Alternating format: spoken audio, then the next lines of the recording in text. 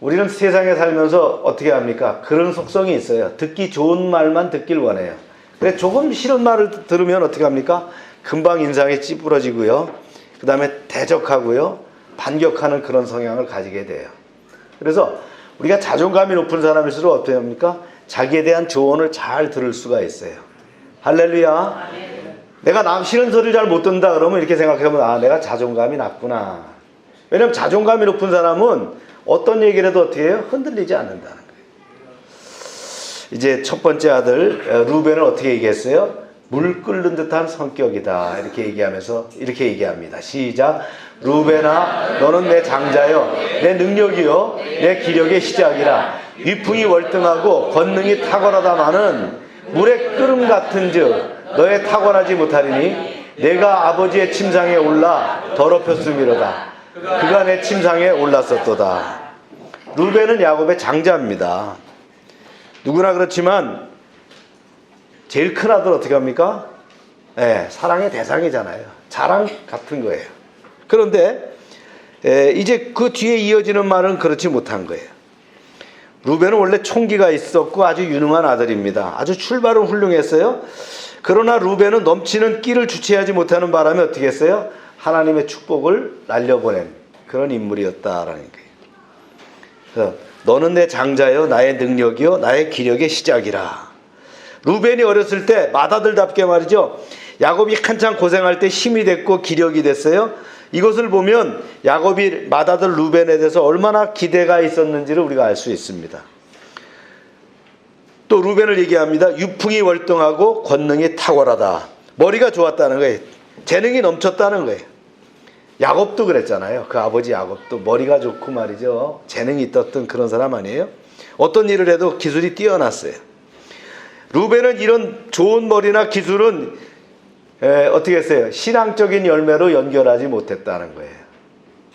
그게 참 아쉽죠. 루벤은 단지 인간적으로 머리가 좋고 기술이 훌륭했어요. 요즘으로 치면 어떤 거예요? 공부는 잘했다는 거예요. 성적은 뛰어났다는 거예요. 기술도 좋고요. 재능도 있다는 거예요. 그러나 루벤에게 어떤 것이 있어요? 그 기질을, 자기가 갖고 있는 기질을 재현할 수 있는 뭐가 없었어요? 믿음이 없었다라는 거예요. 그래서 야곱은 루벤을 축복하는 대신에 저주를 했어요. 그 4절 뒷부분 말씀이 그래요. 물의 끓음 같은 즉 너는 탁월하지 못하리니. 물이 끓는다는 건 뭐예요? 물이 100도가 되게 되면 펄펄 끓어지면 어떻게 합니까? 그걸 어떻게 붙잡을 수 없어요. 그 잘못하면 될 수 있잖아요. 물이 끓는 것처럼 막 넘치는 것 같은 그런 성격이 있다는 거예요. 이게 이 루벤의 약점이었어요. 자기 기질이나 성격을 통제할 수 없었다는 거예요. 그래서 결국 하나님이 주신 좋은 재능을 제대로 써보지도 못하고 어떻게 했어요? 다 쏟아 넘치게 했다는 거예요. 아쉽죠? 우리가 이런 사람들 보지 않습니까? 그래서 이제 여기서 계속 추가된 말씀을 보면 그렇습니까? 내가 아비의 침상에 올라 더럽혔음이로다. 그가 내 침상에 올랐었도다. 루벤이 이스라엘의 즉 야곱의 장자가 될 수 없었던 결정적인 요인이 그거였어요. 물이 끓는 듯한 성격인데 이게 제어가 안 되니까 어떻게 했다고요? 성적인 욕구를 분산할 수밖에 없었다.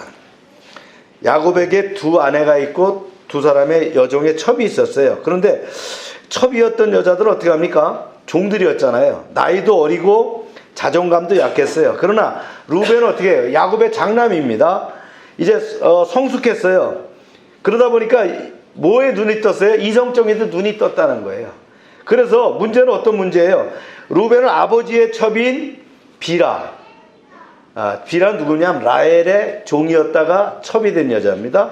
비라와 성관계를 가지게 되는 거예요. 성경은 여기에 대해서 뭐 깊이 언급하지 않지만 이런 문제로 인해서 루벤은 어떻게 합니까? 딱 한 번의 도덕적인 죄를 짓고 난 후에 그 모든 아름다움과 능력과 존경을 잃어버리게 됐다는 거예요.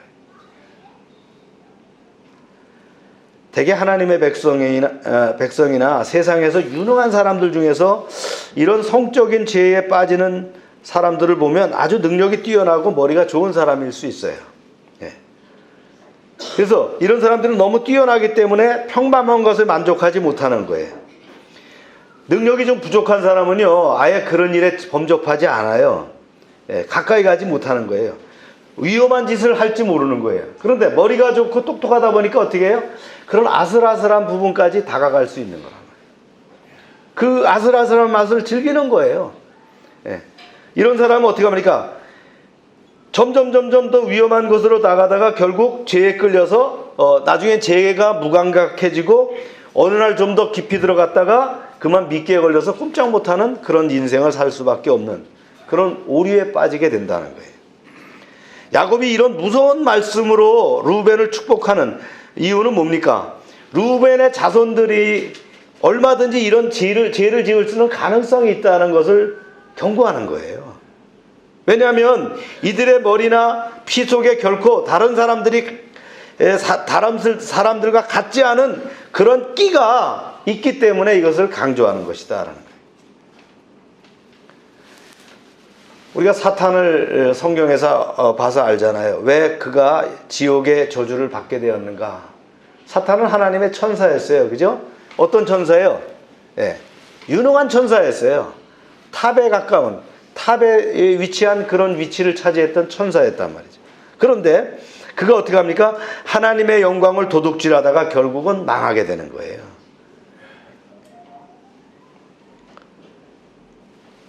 그래서 루벤과 같이 능력이 뛰어나고 유능한 사람이 한 번 잘못되면 어떻게 합니까? 자기도 망하지만 자기와 함께한 모든 사람들을 망하게 할 가능성이 있다라는 거예요. 이거 우리가 참 조심해야 될 부분입니다. 이 세상에서 가장 위험한 사람은 뭐예요? 그래서 우리 자신입니다. 예, 우리 자신이 제일 위험한 사람이에요. 우리는 거짓말도 잘하고 남을 시험에 빠뜨리기도 합니다. 그래서 하나님의 일을 하면서 가장 중요한 것은 뭐냐? 자기 자신을 결박하고 스스로도 죄를 짓지 않고 다른 사람들도 죄에 빠지지 않게 하는 사람, 그런 심성과 그런 언행심사가 중요하다는 거예요. 할렐루야. 야곱은 루벤과 그 후손들에게 앞으로 절대 잘난 체 하지 말고 죽었다고 생각하고 평범하게 하나님의 말씀에 순종해서 복을 받으라 하는 말로 이 말을 전한 거예요. 이 말이 우리에게 화살이 되는, 우리에게 꽂히는 말씀이 되길 축복합니다. 이제 두 번째 이제 또 예언이 계속되는데요. 시므온과 레위의 혈기에 대해서 얘기합니다. 시작. 시므온과 레위는 형제여 그들의 칼은 폭력의 도구로다. 시므온은 둘째여 레위는 셋째 아들입니다. 이제 당연히 루벤 다음으로 야곱의 장자가 될 수 있던 사람이지만 이들은 야곱의 장자권을 물려받지 못했어요. 그 이유는 뭐예요? 그들의 기질이 너무 공격적이고 잔인했다는 거예요. 여기서 보면 특이하게 이스라엘의 다른 아들들에게 대해서는 모두 따로 주는데 시므온과 레위는 함께 이렇게 얘기를 했어요. 그 이유는 뭐예요? 시므온과 레위가 죽이 잘 맞았다는 거예요. 형제일 뿐만 아니라 뭐가 잘 맞았어요? 코드가 잘 맞았다, 그런 얘기예요. 그런데 시므온과 레위가 좋은 일에 딱딱 맞아야 되는데 어떻게 해요? 나쁜 일에 딱딱 맞았다, 그런 얘기. 이게 문제라는 거예요. 그래서 야곱은 시므온과 레위를 축복할 때 따로 축복하지 않고 한꺼번에 저주 같은 축복을 내립니다. 이것은 마치 뭐예요? 어떤 두 죄수가 너무나도 죄 짓는데 뜻이 잘 맞아서 잡혀갈 때 어떻게 해요? 둘 다 수갑을 채워서 데리고 가는 그런 형상과 같은 모습이었다는 거예요.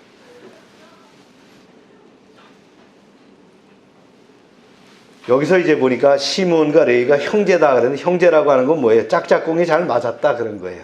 당연히 형제 아닙니까? 근데 시므온과 레위는 형제다 그런 건 뭐예요? 둘 다 짝짝꿍이 맞았다, 이런 뜻으로 썼다는 거예요. 그들의 칼은 잔해하는 기계로다. 예. 즉 시므온과 레위는 그 성격이 공격적이고 잔인했어요. 그래서 이 두 사람은 무슨 일을 저지를지 모르는 잔해한 칼과 같았다는 거예요. 하나님의 백성은 아무리 날카로워도 사람을 살리는 도구로 사용돼야지 사람을 죽이는 그런 무기가 돼서는 안 됩니다. 그러나 시므온과 레위는 혼자서는 얌전한 것 같은데 둘이 붙기만 하면 어떻게 해요? 언제나 다른 사람을 공격하고 그 행동이 드러나는 그런 양태였다라는 거예요. 사람의 마음에서 일어나는 분노는 어떻다 그랬어요? 마치 끓어오르는 분노와 같다. 그거 자랑거리 아닙니다. 그죠? 예. 그것 때문에 꼭 인생 망칩니다. 남자들이 결정적인 수기에 자기 성절을 못 부리면 어떻게 해요? 그 다음 승진이 없는 거예요. 그거를 꾹꾹 참을 수 있어야 돼. 세상살이가 그런 거예요. 그거 넘어갈 수 있어야 돼. 야고보 사도가 그랬어요. 사람의 말은 지옥에서 나오는 불과 같다. 그래서 이 말이 나오면 어떻게 해요? 그 불 때문에 사람이 해를 받을 수 있다는 거예요. 우리 옆 사람한테 얘기합시다. 말 조심합시다. 네.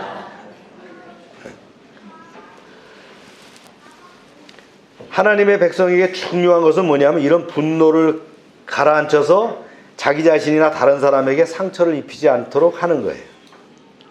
네. 우리가 참 조심해야 되잖아요. 늘 우리가 다듬어야 돼. 저도 기도 수첩에다가 그런 내용들을 적어놓고 삽니다. 그래서 내가 말할 때 이것이 상대방에게 상처가 되는 것이 아닌가. 쏟아놓고 보는 사람이 있어요.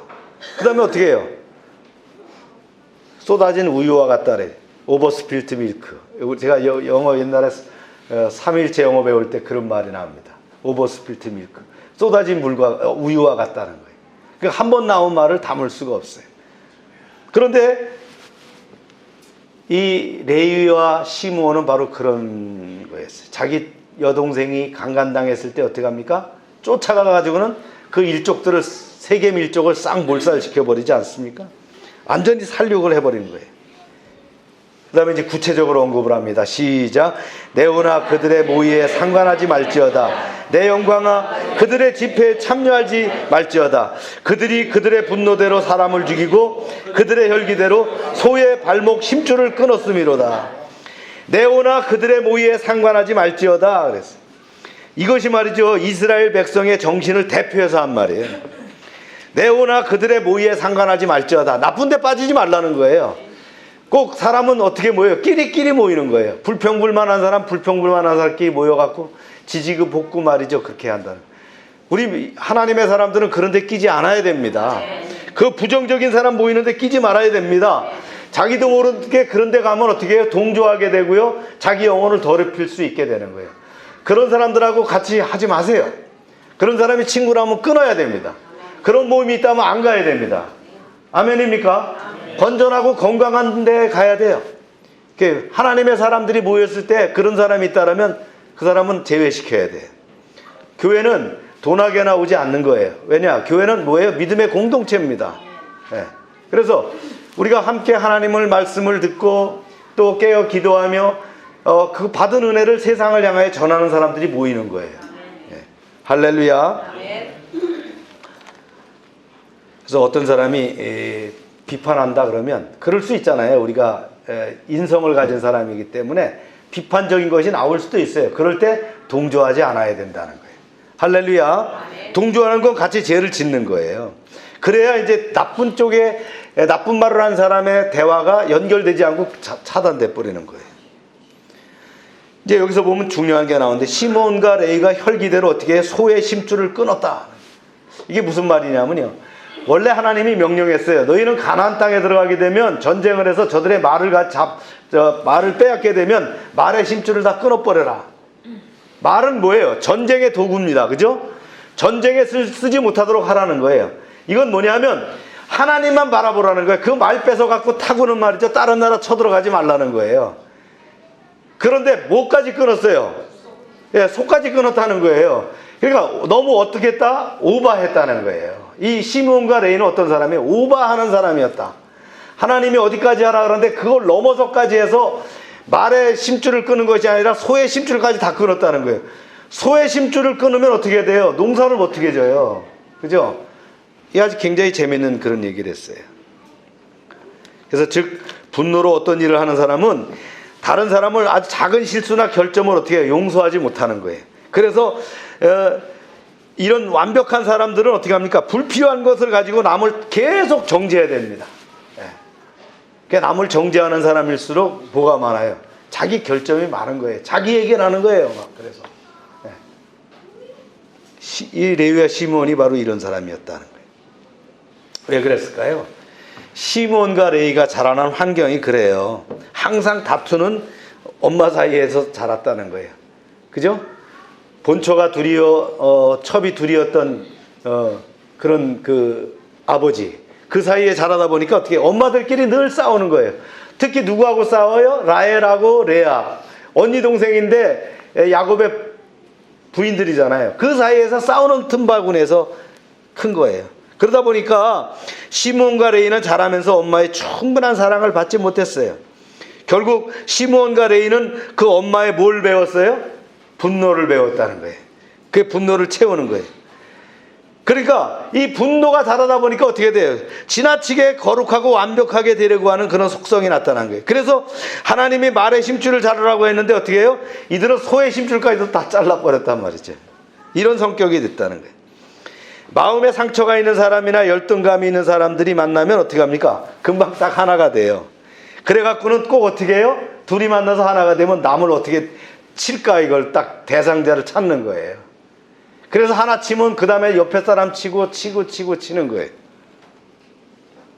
그게 남을 비판하고 공격하는데 하나가 됩니다. 그래서 열등감이 많은 사람들끼리 모이면 어떻게 합니까? 사고 칠 우려가 많다, 이런 얘기예요. 그 이유는 뭐예요? 분노가 분노를 일으켜서 분별력을 잃게 한다는 거예요. 이들의 분노가 결국은 어떻게 합니까? 하나님의 거룩이 아니기 때문에 이것은 뭐예요? 자기 기질이에요. 그죠? 이것이 문제가 되는 거예요. 그래서 야곱은 이렇게 얘기했어요. 시작. 그의 노여움이 혹독하니 저주를 받을 것이요 분기가 맹렬하니 저주를 받을 것이라. 내가 그들을 야곱 중에서 나누며 이스라엘 중에서 흩으리로다. 겉으로 보기에는 야곱은 시몬과 레위를 저주하는 것 같은데, 근데 이건 저주가 아니라 사실 축복이에요. 왜냐하면 시몬과 레위는 서로 결탁하지 않고 흩어져 사는 것이 살 길이라는 거예요. 같은 사람이 모여있으면 또 문제를 일으키는 거예요. 분노 있는 사람끼리 한 자리에 모여두면 그 분노 때문에 다른 사람까지 다치게 합니다. 이럴 때는 어떻게 돼요? 떼어놓아야 살 수가 있다는 거예요. 그래서 하나님은 시므온 지파를 나누었습니다. 시므온 지파는 역사적으로 보면요, 그들이 점점 작아지게 했어요. 출애굽할 때는 시므온 지파가 다른 지파와 비슷했는데 가나안 땅에 들어갈 때는 이상하게 작아집니다. 그래서 시므온 지파는 유다 지파에 속해서 항상 유다를 따라다니게 됐어요. 서로 협력하게 됐어요. 그 이유는 뭐예요? 시므온 지파는 작아야 남을 해치지 않기 때문이라는 거예요. 이게 하나님의 섭리였어요. 우리는 때때로 작은 것이 하나님의 뜻이라는 것을 생각해야 됩니다. 네. 그래서 어떤 분은 작은 회사로 만족하고, 어떤 분은 작은 가족으로 만족하고, 어떤 분은 작은 키로 만족해야 하는 거예요. 많은 경우에는 작은 것이 살아남을 수 있는 길이에요. 예. 우리나라 기업들도 봐요. 너무 외형만 키우다가 어떻게 돼요? 부실해져 가지고 결국 M&A 당해 갖고 없어지는 경우가 있잖아요. 바로 이런 경우가 어떻게 해요? 시므온이 그랬다는 거예요. 레위는 어떻게 됐어요? 레위는 흩어버렸어요.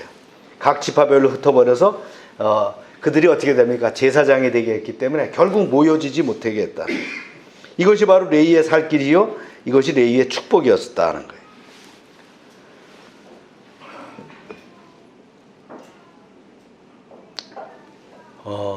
우리 한국의 교회들이 대형화 추세로 가고 있습니다. 그죠? 물론 그들이 대형화 되려고 했던 것이 아닌데, 지역적으로 개발하다 보니까 이런 대형학교를 만들어 가는데 바람직한 모습은 아니라고 봅니다. 그죠? 우리가 많은 문제들을 보고 있잖아요. 우리가 지향하는 교회 작지만 강한 교회입니다. 우리가 말씀과 기도와 능력 가운데서 우리가 받은 은혜를, 우리가 받은 축복을 어떻게 합니까? 아웃리치하는 교회. 할렐루야. 그래서 교회가 살 수 있는 길은 뭡니까? 교회 안에서 밖으로 하나님의 은혜가 흘러나가야 됩니다. 만약 하나님의 교회가 그 하나님의 받은 은혜를 말이죠, 교회 안에서 그대로 고이게 하면 어떻게 됩니까? 결국은 썩게 된다는 거예요. 그래서 하나님은 교회가 스스로 밖으로 나가지 않으면 어떻게 해요? 그들을 흩어버리는 거예요. 대표적인 것이 뭐냐면 이스라엘의 그 초대교회입니다. 예루살렘의 초대교회입니다. 예루살렘에 핍박이 오게 하고요, 그들이 이제 교회를 흩어버리게 하는 디아스포라가 이루어지게 했다라는 거예요. 여러분, 스몰 이즈 비유풀, 그죠? 작은 것이 아름다울 수 있다. 여러분, 상대로 비교하지 마세요.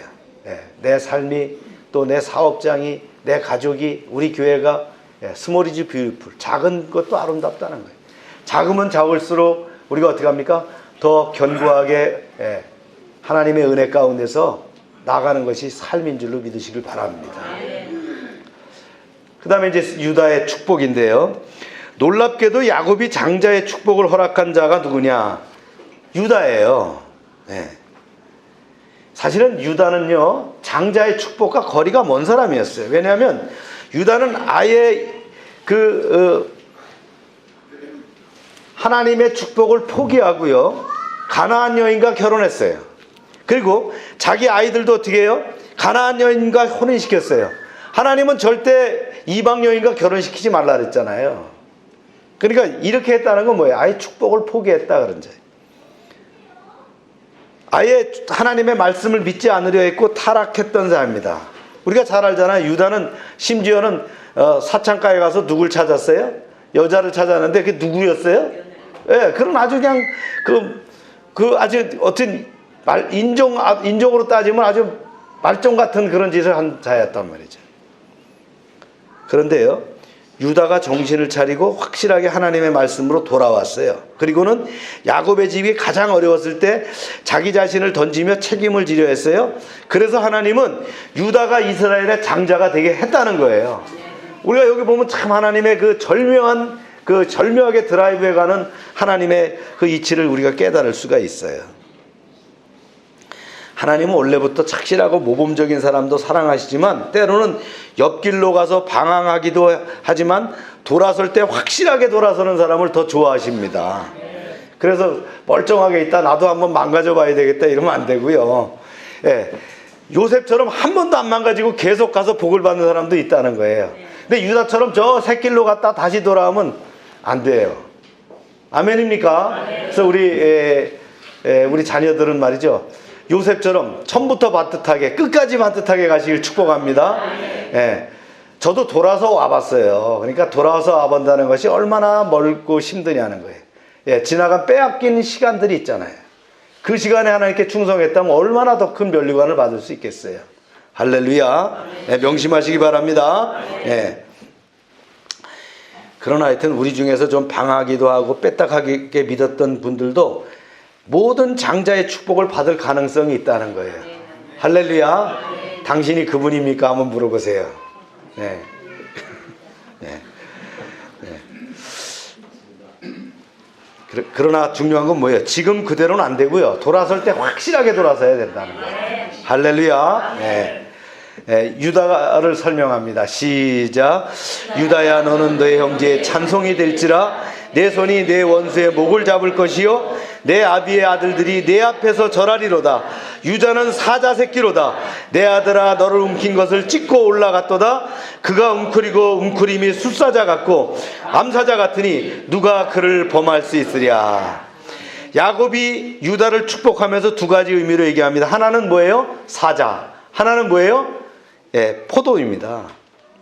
물론 여기서 사자는 힘을 나타내고 포도는 기쁨과 풍성함을 나타냅니다. 그래서 만일 우리가 유다 지파의 문양을 만든다면 어떤 이미지로 만들 수 있을까요? 예, 사자와 포도로 만들 수 있겠죠. 여기서 이제 보니까 야곱이 유다를 축복하는데 무려 3종류의 사자가 등장하는 거예요. 어린 새끼 사자가 나와요. 비록 경험이 부족하지만 어리지만 앞으로는 어른 사자가 되어서 정글을 지배할 미래가 있다. 숫사자가 나오는데 항상 절정에 도달해 있어서 한창 절정에 있어서 정글이나 초원에서 이 사자를 이길 짐승이 없다. 그리고 암사자는 뭐예요? 살림꾼이에요. 암사자는 직접 나가서 사냥도 하고 또 가족을 먹여 살릴 것이다. 여기서 야곱이 유다를 특히 사자로 표현한 것은 다른 짐승을 정복하는 힘이 있다는 거예요. 여러분, 이스라엘이라고 하는 그 나라의 이름이 뭐예요? 하나님과 겨루어서 이겼다. 이 말은 다른 말로 얘기하면 뭐예요? 하나님 외에 통제할 수 없다는 거예요. 그런 대표적인 나라가 유다 족속이고요. 바로 그런 뜻입니다. 대적할 자가 없다는 거예요. 그 다음에 어떻게 됩니까? 그 사자는 어떤 것을 잡아놓으면요, 딱 잡았으면 그것을 빼앗기지 않는다는 거예요. 그러니까 많은 짐승들이 자기는 사냥을 했지만 어떻게 되죠? 사냥을 했지만 그거를 빼앗기는 경우가 많아요. 근데 절대로 빼앗기지 않는다는 거예요. 사자는 바로 그런 특성을 갖고 있다는 거예요. 한번 볼게요. 네. 시작. 그의 나귀를 포도나무에 매며 그의 암나무 새끼를 아름다운 네.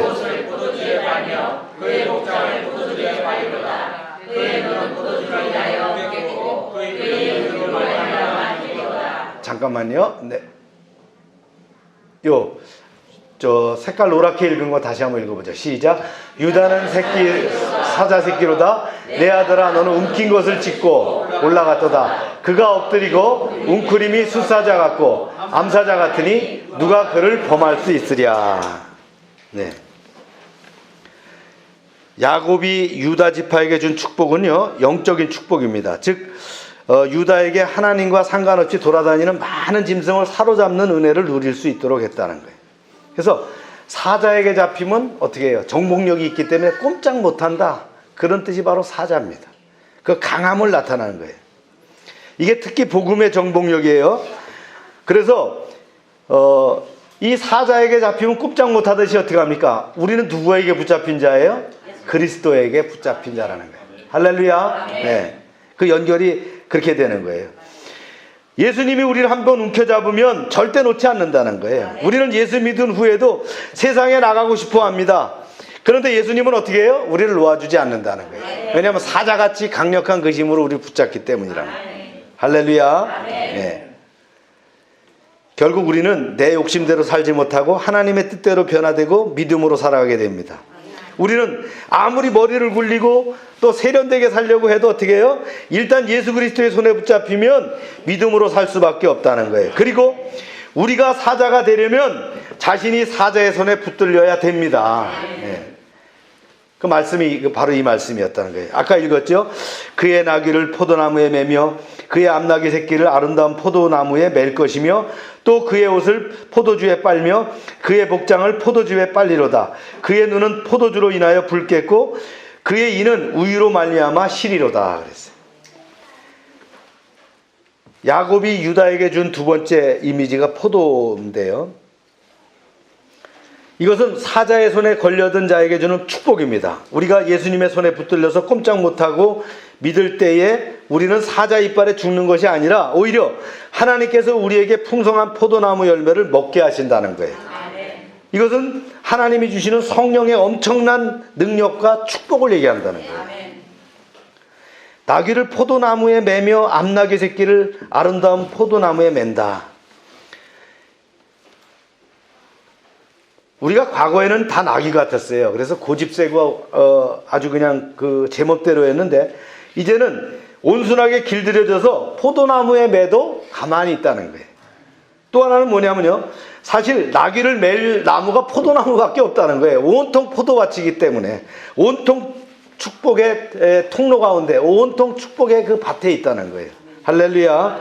그 다음에 말씀에 계속해서 보니까 그의 옷을 포도주에 빨며 눈이 포도주로 인하여 붉어질 것이다. 그러니까 우리가 포도주를 많이 먹어야 되겠구나 이렇게 해석하면 아닙니다. 네. 포도주는 성령이에요. 성령의 충만한 가운데 살아라, 그런 의미예요. 그래서 옷에 술 냄새가 나는 것이 아니라 뭐가 나야 돼요?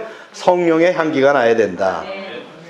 팔레스타인 가보면 포도가 이제 많이 쓰이는데요. 포도가 생활의 기본이에요. 포도주는 생활을 기쁘게 하고 위로하고 새 힘을 주는 음료입니다. 할렐루야. 그래서 포도는 뭐냐? 바로 기쁨의 상징이다라는 거예요. 예.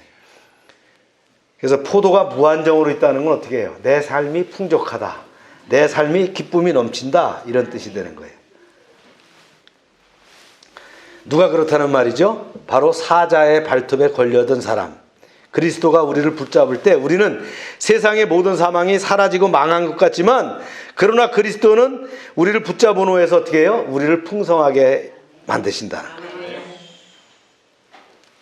나중에 어떻게 되는가요? 우리가 감당할 수 없을 정도로 풍성하게 부요를 누리게 하신다는 거예요. 우리를 갖다 맸는데 어디다 맸어요? 포도나무에 갖다 맸다는 거예요. 나귀같이 말이죠. 고집세고 내 멋대로 했던 것을 이제 우리가 어디 가서 매었어요? 포도나무에 매었으니까 우리가 포도즙을 마시며 포도주로 옷을 빨고 말이에요. 포도즙에 말이죠. 이렇게 취해 살게 된다는 거예요. 할렐루야. 그런 복을 받으시길 바랍니다. 그래서 야곱은 이 놀라운 축복이 유다 지파를 통해서 약속한 여자의 후손이 올 때까지 이루어질 거라고 얘기합니다. 이게 놀라운 축복이에요. 시작. 귀가 유다를 떠나지 아니하며 통치자의 지팡이가 그 발 사이에 떠나지 아니하기를 실로가 오시기까지 이르리니 그에게 모든 백성이 복종하리로다. 여기서 귀라는 건 뭐냐면 통치자의 그 귀와 통치자 그 지팡이는 왕권을 상징하는 거예요. 귀라고 하는 건 뭐예요? 지휘봉과 같은 거예요. 왕이 드는 지휘봉과 같은 거예요. 이걸 신하가 드는 것을 뭐라고 해요? 홀이라고 합니다. 홀이라고 하는 거예요. 신하가 드는 것은 나무로 만든 것이고요. 왕이 드는 것은 옥으로 만드는 거예요. 이걸 귀라고 해요. 여러분들 참고로 알고 계시면 됩니다. 그래서 이 말은 뭡니까? 너희 후손에게 누가 온다? 메시아가 온다. 이걸 뭐라고 표현했나? 실로가 오실 때까지. 이 실로라고 하는 거는 타버나클이 있었던 법궤가 있었던 그 지역이 실로인데, 이 실로에 여러 가지 뜻이 있지만 여러분 그냥 메시아라고 표현하면 됩니다. 메시아가 이르기까지 모든 백성이 복종하리로다. 그래서 야곱의 지파는 어떻게 했어요? 이 축복을 받은 거예요. 우리한테 누가 온다고요? 메시아가 온다는 거예요. 그러다 보니까 어떻게 살아야 되겠어요? 잘 살아야 되겠죠. 그래서 12지파 중에서 끝까지 똑바로 사는 데가 누구냐면 유다입니다. 남북조로 이루어졌을 때 나머지 부족들과 다르게 살았던, 다른 지파들과 다르게 살았던 유다, 끝까지 왕권을 유지하면서 살았던, 그래도 타락 가운데 좀 덜했던 것이 유다가 뭐냐? 바로 이 말씀이에요. 귀가 유다를 떠나지 아니하고 통치자의 지팡이가 그들 발 사이에서 떠나지 아니하리. 실로가 오시기까지 이르리로다. 할렐루야. 그래서 이 말씀 때문에 유다 지파는 미래를 기다리며 희망 가운데 살았어요. 그들은 우리의 눈에 보이는 것이 전부가 아니라 반드시 실로가 와야 한다는 믿음이 있었어요. 유다 지파는 실로가 오시기까지 반듯하게 살 수 있었다는 거예요. 사랑하는 여러분, 오늘날 우리 그리스도인들은 다시 오실 예수 그리스도를 기다리며 살고 있습니다. 아멘입니까? 만일 우리에게 세림의 소망이 없다면 우리는 세상에 휩쓸려가고 말 것입니다. 우리는 지금 무엇을 기다리며 살아가고 있습니까? 우리는 지금 무엇을 소망하기 때문에 죄를 짓지 못하고 있는 겁니까? 비전이 없는 것은 죽은 것입니다. 우리가 하나님의 말씀대로 사는 것은 뭐예요? 재림하시는 그분이 계시기 때문에, 새하늘과 새 땅이 있기 때문에, 우리가 육은 죽어도 영원한 천국에 들어갈 수 있다는 소망 가운데 살기 때문에 말씀대로 살고 있는 것이다. 야곱은 우리의 위험한 재주를 경고하고 있습니다. 가장 미련한 자는 뭐예요? 자기 꾀만 믿고 묘기를 부리는 자예요. 세상에서 이리 빠지고 저리 빠지고 묘기를 부리는 거예요. 속도를 내면 낼수록 어떻게 해요? 대형사고를 낼 수 있는 거예요. 좀 여기가 부족하면요, 그렇게 빨리 안 가요. 근데 똑똑할수록, 잘난 체 할수록, 그럼 어떻게 해요? 속도가 더 증가돼서 결국은 패망에 이를 수밖에 없는 거라. 자기 꾀에 넘어지는 거예요. 죄를 가까이 하는 것이 뭐예요? 바로 위험한 건데 그것을 모르고 계속 거기로 가고 있는 거예요. 사랑하는 여러분, 우리가 죄라고 생각이 들면 마치 새가 새장에 빠져나가듯이 도망치시길 바랍니다. 그리고 마음속에 혈기가 있고 분노가 있는 자는 이제 그런 자들끼리 의기투합하면 어떻게 돼요? 더 위험성에 빠지게 있는 거예요. 거기 가지 않아야 된다. 그래서 우리는 작은 것에 만족해야 됩니다. 따라합시다. 자족합시다. 작은 것에 만족합시다. 작은 집에 만족하고, 자기 아내나 남편으로 만족하고, 작은 사업으로 만족하고, 그렇지 않으면 어떻게 해요? 결국 공룡처럼 비대해지다가 어떻게 합니까? 스스로 망할 수밖에 없다는 거예요. 말씀을 맺습니다. 우리는 유다 지파입니다. 사자의 힘과 포도주의 풍성함이 있기를 바랍니다. 그리스도가 우리 교회의 주인이 되셔서 우리 모든 성도들에게 아름다운 비전을 주시기를 바랍니다. 그래서 사자의 발톱에 걸려들어서 내 욕심대로 살지 못하고 성령의 풍성한 능력으로 사시는 여러분 되시기를 축원합니다. 우리 기도합시다.